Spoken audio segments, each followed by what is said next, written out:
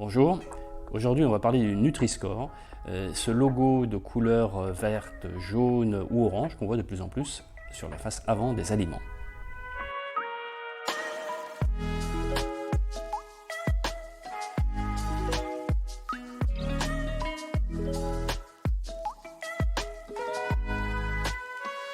Mais qui est-ce qui calcule le Nutri-Score? Pourquoi est-ce qu'il est A, B, C ou D ou E? Eh bien en fait c'est le fabricant du produit qui calcule lui-même le Nutri-Score de son produit à partir des résultats d'analyse nutritionnelle. Eh bien ça va être un algorithme qui va faire ce calcul, d'une part sur la base des aspects nutritionnels qu'il faut limiter. Ça va être tout d'abord les calories, l'énergie, mais aussi le sel, le sucre, les acides gras saturés. Et puis ça va être également la prise en compte des aspects qui sont intéressants du point de vue nutritionnel, notamment les protéines, les taux de fruits, de légumes, de légumineuses ou de fibres par exemple. Le Nutri-Score prend en compte les aspects nutritionnels et c'est tout. En effet, il ne prend pas en compte les aspects tels que la présence de certains additifs comme les conservateurs. Il ne prend pas non plus en compte les aspects de rémunération des agriculteurs ou les aspects éthiques, équitables, etc.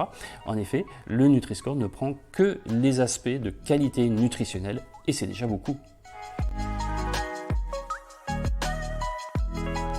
Petit défaut du Nutri-Score, c'est qu'il est volontaire. Et c'est ça qui explique que le Nutri-Score, on le trouve sur certains produits et pas d'autres.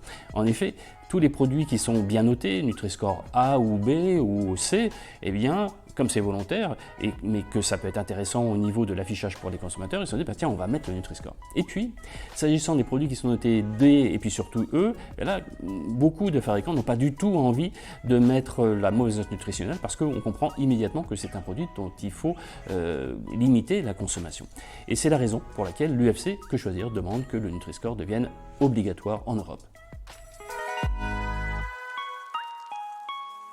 Alors le Nutri-Score, c'est évidemment très utile pour les consommateurs parce qu'on voit en un clin d'œil l'intérêt nutritionnel d'un produit alimentaire.